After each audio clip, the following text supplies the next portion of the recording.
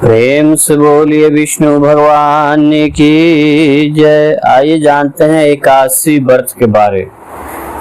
पद्मिनी एकादशी 2023 कब है? मलमास की पद्मिनी एकादशी जाने। पद्मिनी एकादशी का महत्व, व्रत करने का फायदा। मलमास की शुक्ल पक्ष की एकादशी को पद्मिनी एकादशी कहा जाता है। इस साल पद्मिनी एकादशी का व्रत 29 जुलाई को रखा जाए।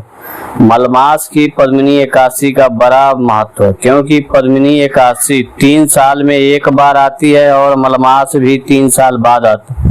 मलमास की पद्मिनी एकादशी व्रत रखने से व्यक्ति की सभी मनोकामनाएं पूर्ण होती है और व्यक्ति के जीवन में सुख और शांति समृद्धि आती है। हिंदू पंचांग के अनुसार मलमास के शुक्ल पक्ष की एकादशी की शुरुआत 28 जुलाई शुक्रवार को दोपहर 2:51 पर होगी और इसकी समाप्ति 29 जुलाई शनिवार को दोपहर 1:05 पर होगी। इसलिए उदय तिथि के अनुसार 29 जुलाई को पद्मिनी एकादशी का व्रत रखा जाएगा। पद्मिनी एकादशी के दिन भगवान विष्णु की पूजा अर्चना की जाती है और एकादशी व्रत रखा जाता है। 29 जुलाई को एकादशी के दिन सुबह 7:22 से 9:04 तक भगवान विष्णु की पूजा करने का सबसे शुभ मुहूर्त है। मान्यता है कि इस व्रत को रखने से व्यक्ति को सुख, सौभाग्य और यश की प्राप्ति होती है। पद्मिनी एकादशी 3 साल में एक बार आता है। इसके कारण पद्मिनी एकादशी व्रत का महत्व कई गुना बढ़ जाता है क्योंकि वैदिक ज्योतिष शास्त्रों के अनुसार पद्मिनी एकादशी व्रत रखने से यश और कीर्ति में बढ़ोतरी होती है, व्यक्ति के सभी पाप नष्ट होते हैं और संतान सुख की प्राप्ति होती है। आइए पद्मिनी एकादशी व्रत का कथा श्रवण करते हैं। प्रेम से बोलिए विष्णु भगवान की जय।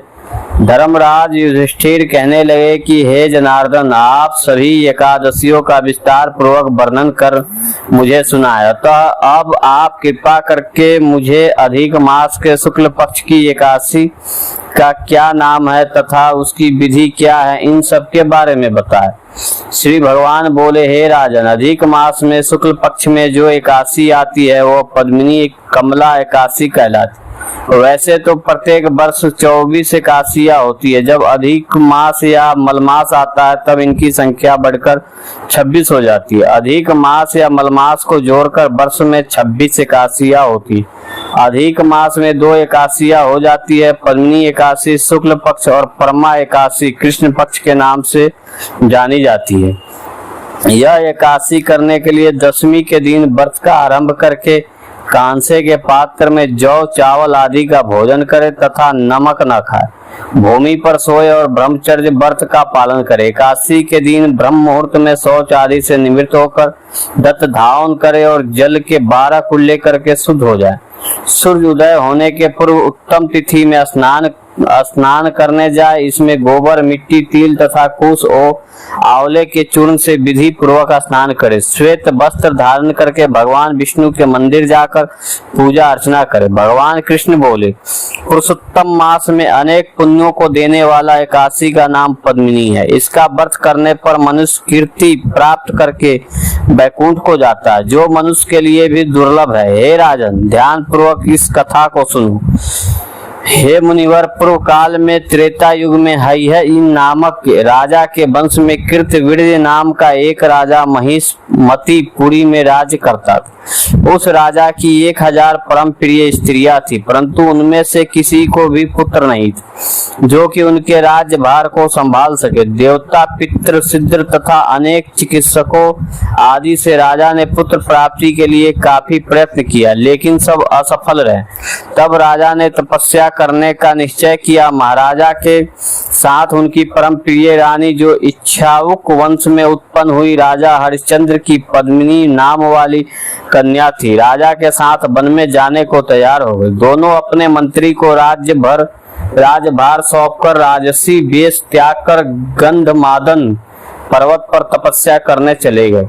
राजा ने उस पर्वत पर 10,000 वर्ष तक तप किया, परंतु फिर भी पुत्र प्राप्ति नहीं हुआ। तब पतिव्रता रानी कमल नयनी पद्मिनी से अनसुईया ने कहा, 12 मास से अधिक महत्वपूर्ण मलमास होता है, जो 32 मास पश्चात आता है। उसमें द्वादशी युक्त पद्मिनी शुक्ल पक्ष की एकादशी का जागरण समेत व्रत करने से तुम्हारी सारी मनोकामना पूर्ण होगी। इस व्रत के करने से भगवान तुम पर प्रसन्न होकर तुम्हें शीघ्र ही पुत्र देंगे।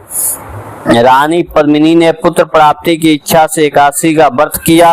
वह एकादशी को निराहार रहकर रात्रि जागरण करती। इस व्रत से प्रसन्न होकर भगवान विष्णु ने उन्हें पुत्र प्राप्ति का वरदान दिया। इसके प्रभाव से पद्मिनी के घर कार्तिक वीर्य उत्पन्न हुए, जो बलवान थे और उनके समान तीनों लोक में कोई बलवान नहीं था। तीनों लोकों में भगवान के सिवा उनको जीतने का सामर्थ्य किसी में नहीं था। सो हे नारद, जिन मनुष्यों ने मलमास शुक्ल पक्ष एकादशी का व्रत किया है, जो संपूर्ण कथा को पढ़ते या सुनते हैं, वे भी यश के भागी होकर विष्णु लोक को प्राप्त होते हैं। प्रेम से बोलिए विष्णु भगवान की जय।